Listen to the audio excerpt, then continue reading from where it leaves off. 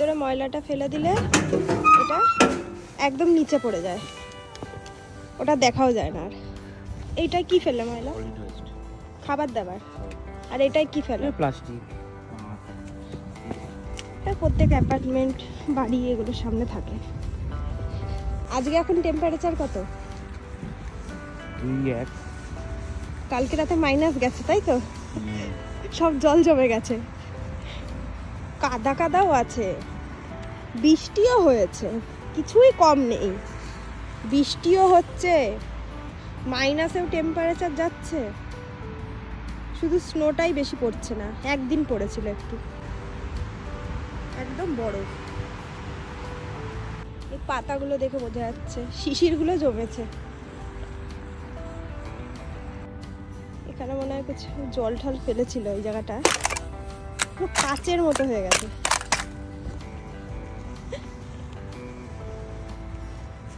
আগের বারও একটা এরকম কাঠি দিয়ে দেখেছিলাম যে জলটা জমে গেছে, এবারও দেখছি পুরো জমে গেছে।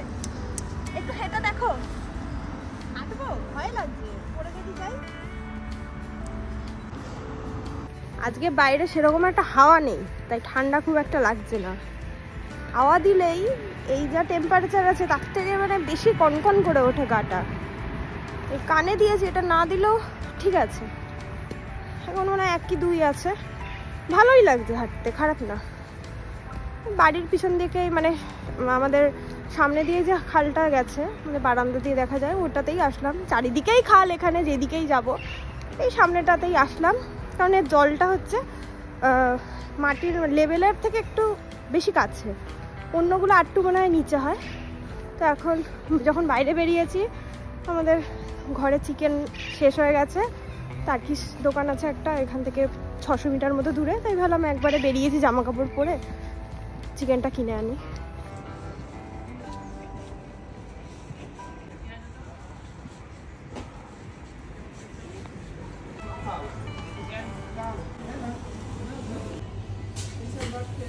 Super woman, you know.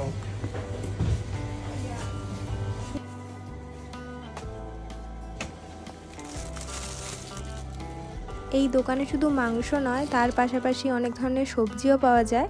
আর এটা টার্কিশ দোকান হওয়া সত্ত্বেও ইন্ডিয়ান অনেক মশলাপাতি, ডালও দেখলাম পাওয়া যাচ্ছে। এগুলো কিন্তু আমি আগে অতটা খেয়াল করিনি। নর্মালি আমরা ইন্ডিয়ান সবজি বা ইন্ডিয়ান যে কোনো কিছু ডাল মশলাপাতি ইন্ডিয়ান দোকান থেকেই কিনি।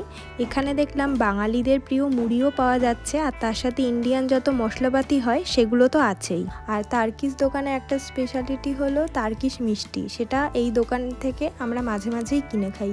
এই সব মিষ্টির টেস্ট কিন্তু খুবই ভালো হয়।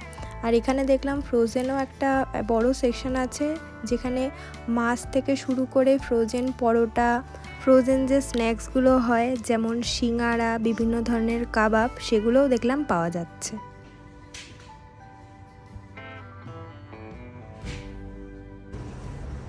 এখানে কিন্তু নারকেলও পাওয়া যায়।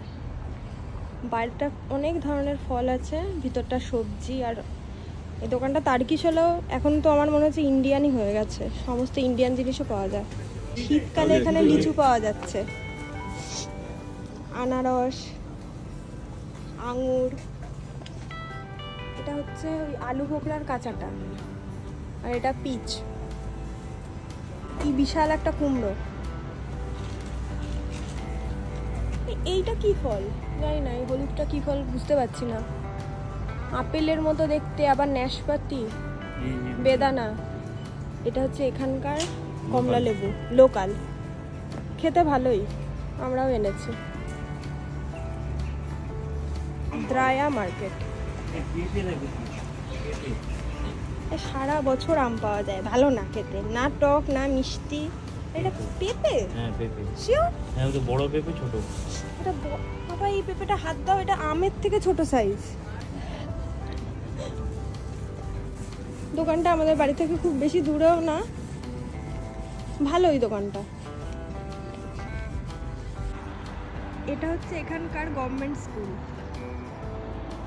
আমরা এই দোকানে আসলাম, এই সামনেও একটা স্কুল পড়ছে গভর্নমেন্ট, আর একটু গিয়ে কত মিটার হবে, বড় জোর 400 মিটার হবে, আর একটা স্কুল আছে, ওটাও দেখাচ্ছি। এত সুন্দর দেখতে, গভর্নমেন্ট স্কুলই এত সুন্দর, তো ইন্টারন্যাশনাল স্কুলগুলো কেমন হবে কে জানে, আমার খুব দেখার ইচ্ছা। এটা হচ্ছে আর একটা স্কুল। এই স্কুলগুলো হচ্ছে প্রাইমারি স্কুল, ছোট বাচ্চারা পড়ে, হাই স্কুল না। নাম হচ্ছে ব্রেডে স্কুল, দেখা যাচ্ছে না, দেখলেই বোঝা যাবে। ছোট বাচ্চাদের সব খেলার স্লিপ। হ্যাঁ হ্যাঁ, আজকে শনিবার তাই কোনো বাচ্চা নেই। একদম শেষে আমাদের বাড়ির পাশের যে সুপার মার্কেটটা আছে সেখান থেকেও টুকটাক বাজার করে তারপর আমরা বাড়ি যাচ্ছি। আর তার সাথে আমি ভিডিওটাও এখানে শেষ করলাম। টাটা।